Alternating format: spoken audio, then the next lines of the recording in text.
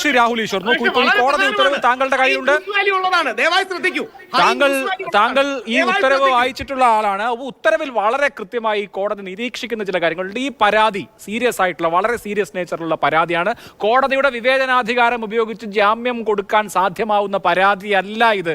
ഈ പരാതിയിൽ പ്രഥമദൃഷ്ട്യാ അന്വേഷണത്തിനുള്ള മെറ്റീരിയൽസ് ഉണ്ട്, കസ്റ്റോഡിയൽ ഇന്ററോഗേഷൻ ആവശ്യമുണ്ട് എന്ന് കോടതിക്ക് തന്നെ തോന്നുന്നത് കൊണ്ടാണ് ഇത് മുൻകൂർ ജാമ്യത്തിന് അൺഫിറ്റായി മാറുന്നത്. അതാണ് നമ്മൾ ചർച്ച ചെയ്യുന്ന വിഷയം.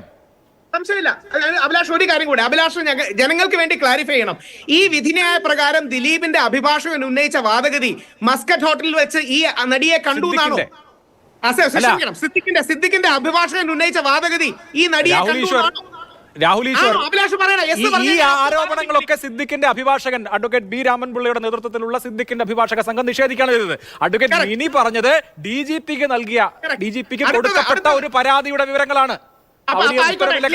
ക്ലിയർ ആയല്ലോ? അല്ല, ജനങ്ങൾക്ക് ക്ലിയർ ആയല്ലോ. ഞാൻ പറഞ്ഞത് കോടതി വിധിയിൽ എടുത്ത കാര്യമാണ്. 2, DGP ഓഫ് പോലീസിന് ശ്രീ സിദ്ദിഖ് നൽകിയ പരാതിയുടെ കോപ്പി അത് വെളിയിലേക്ക് പോയി എന്ന് പറയുമ്പോൾ സിദ്ദിഖിനെതിരെ ഏതെങ്കിലും രീതിയിൽ ഒരു മൂവ് നടക്കുന്നുണ്ടോ എന്ന് സംശയം ഉണ്ടാകുകയും സിദ്ദിഖിന്റെ പരാതിക്ക് ആദ്യമേ ഡിഫൻസ് കണ്ടെത്താനുള്ള വഴികൾ എതിർഭാഗത്തിന് പറഞ്ഞു കൊടുക്കുകയാണോ എന്ന് ആരെങ്കിലും സംശയിച്ചാൽ അവരെ കുറ്റം പറയാൻ കഴിയില്ല. ഒന്ന് ആലോചിച്ച് നോക്കണം. സിദ്ദിഖ് കേരള പോലീസിന്റെ DGPക്ക് അയച്ച പരാതി മറ്റേതോ മെയിൽ ID-യിലേക്ക് ഫോർവേഡ് ചെയ്ത് കൊടുത്തു എന്ന് പറഞ്ഞാൽ അത് പോലീസിന്റെ ക്രെഡിബിലിറ്റി ഉദ്ദേശശുദ്ധിയെ ചോദ്യം ചെയ്യുന്നതാണ്.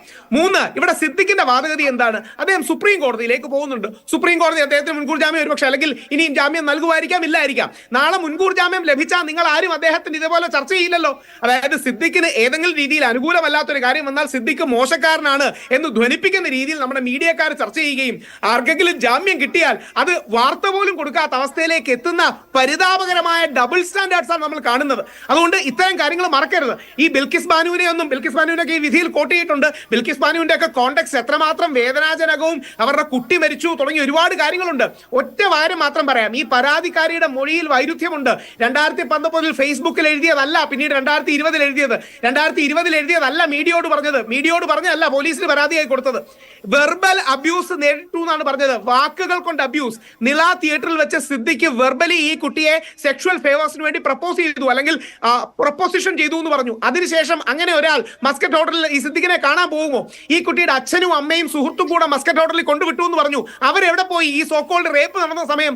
അങ്ങനെ ഒരുപാട് ചോദ്യങ്ങളില്ലേ ബഹുമാനപ്പെട്ട ആ ചോദ്യങ്ങളിൽ പ്രത്യേക അന്വേഷണ സംഘം അന്വേഷണം നടത്തി കൊറോബറേറ്റ് ചെയ്യുന്ന വസ്തുതകളുണ്ട്, തെളിവുകളുണ്ട് എന്ന് കണ്ടെത്തി അതിൽ കുറ്റപത്രം കൊടുക്കുമ്പോൾ പറയേണ്ട കാര്യങ്ങളാണ് ശ്രീ രാഹുൽ ഈശ്വർ. വളരെ ഏകപക്ഷീയമായി നമുക്ക് ഈ വിഷയത്തിൽ അങ്ങനെ അല്ലെന്നോ അങ്ങനെയാണെന്നോ വിധി പ്രഖ്യാപിക്കാൻ കഴിയില്ല. ഞാൻ ഈ കാര്യത്തിൽ സിദ്ദിഖ് കുറ്റക്കാരനാണെന്ന് പ്രഖ്യാപിക്കുന്നില്ല. പക്ഷേ കോടതി ചില നിരീക്ഷണങ്ങൾ ഇക്കാര്യത്തിൽ നടത്തിയിരിക്കുന്നു. പ്രഥമദൃഷ്ട്യാ വളരെ ഗൗരവമുള്ള കുറ്റകൃത്യങ്ങൾ ഇതിൽ അടങ്ങിയിട്ടുണ്ട് എന്ന് പറയുന്നു. ഗ്രേവ് ആയിട്ടുള്ള വളരെ ഗുരുതരമായിട്ടുള്ള വിഷയങ്ങളാണ് പരാതിയിൽ ഉൾപ്പെടുത്തിയിരിക്കുന്നത് എന്ന് പറയുന്നുണ്ട്. ഇത് കോടതിയുടെ വിവേചനാധികാരം ഉപയോഗിച്ച് ജാമ്യം കൊടുക്കാൻ പറ്റുന്ന ഒരു വിഷയമല്ല എന്ന് കോടതി പറയുന്നു. നോക്കൂ, മുകേഷിന്റെ കേസ് അടക്കമുള്ള മുൻ കേസുകളിൽ സ്വീകരിച്ചിട്ടുള്ള സമീപനമല്ല ഈ കേസിൽ കോടതി സ്വീകരിച്ചിരിക്കുന്നത് എന്ന് പറയുമ്പോൾ തന്നെ ഈ പരാതിയിൽ, ഈ പർട്ടിക്കുലർ പരാതിയിൽ കോടതി അതിനകത്ത് കൂടുതൽ ഗ്രാവിറ്റി കാണുന്നു എന്നുള്ളത് തന്നെയാണ് അതിന്റെ അർത്ഥം.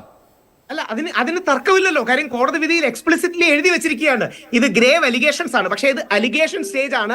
നാളെ സിദ്ദിഖിന് സുപ്രീം കോടതിയിൽ പോകുമ്പോൾ എനിക്ക് ശക്തമായ വിശ്വാസമുണ്ട് ശ്രീ സിദ്ദിഖിന് ഈ വിധി മാറിക്കിട്ടുകയും അദ്ദേഹത്തിന് ഒരു ആശ്വാസം കിട്ടുകയും ചെയ്യും. ശ്രീ സിദ്ദിഖ് ഈ വ്യക്തി 14 പേർക്കെതിരെ ആരോപണം ഉന്നയിച്ചതാണ്. 2, മുഖം മറച്ചുകൊണ്ട് തന്നെ പറയട്ടെ, ഈ വ്യക്തിക്കെതിരെ ചൈന യൂണിവേഴ്സിറ്റി ഈ വ്യക്തിയെ പുറത്താക്കിയതാണ്. സഹപാഠിയുടെ നഗ്ന വീഡിയോ എടുക്കുന്നതിന് ചൈനയിലെ യൂണിവേഴ്സിറ്റി ഈ വ്യക്തിയെ പുറത്താക്കിയതാണ്. ഇത് ചൈന എന്നുള്ള ഡോക്യുമെന്റ്സ് ആണ്. അങ്ങനെ ഒരുപാട് കാര്യങ്ങൾ പൊതുമണ്ഡലത്തിലുണ്ട്.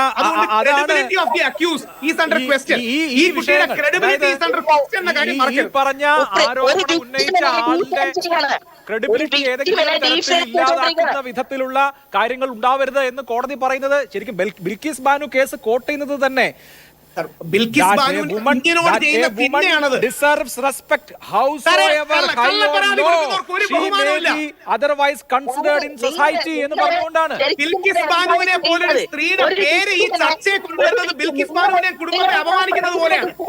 കേരള ഹൈക്കോടതിയാണ് ബിൽക്കിസ് ബാനുവിന്റെ പേര് കോട്ട് ചെയ്തത്. കേരള ഹൈക്കോടതിയാണ് ശ്രീ രാഹുൽ ഈശ്വർ. താങ്കളുടെ വാദം എന്താണ്? ബിൽക്കിസ് ബാനുവിന്റെ കുടുംബം മരിച്ചിട്ടുണ്ട്, അത് വേദനാജനകമാണ്. ഇപ്പോ ഒരു ബലാത്സംഗം ഹത്യ ഇല്ലെങ്കിൽ അത് അത്ര വേദന ഇല്ലാത്തതാണെന്നാണോ? എല്ലാ തരത്തിലുള്ള ലൈംഗിക അതിക്രമവും വേദനാജനകമാണ്. അതിൽ ഏതെങ്കിലും തരത്തിൽ അതിന് ഒന്ന് കൂടുതൽ ഒന്ന് കുറവ് എന്ന് നമുക്ക് പറയാൻ കഴിയില്ല. സഹപാഠിയുടെ ചൈനയിൽ നിന്ന് പുറത്താക്കിയതാണ് സാർ. ശരി, ഓക്കെ, എനിക്കൊരു നമുക്ക് മനസാക്ഷി വേണം.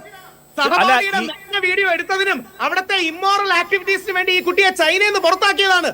അല്ല, ഏതെങ്കിലും തരത്തിൽ നടപടികളോ ഏതെങ്കിലും തരത്തിലുള്ള ആരോപണങ്ങളോ ഒക്കെ നേരിട്ടിട്ടുള്ള ഒരാൾ എത്ര മോശമാളോ ആവട്ടെ, ഒരു അതിക്രമത്തിന് വിധേയമായാൽ അത് അതിക്രമം തന്നെയാണ്. അതല്ലാതെ ഞാൻ കോടതി വിധി ഇതിൽ കൂടുതൽ ഉദ്ധരിക്കണമെങ്കിൽ ഉദ്ധരിക്കാം, പക്ഷേ എനിക്ക് ഒരു ഇടവേള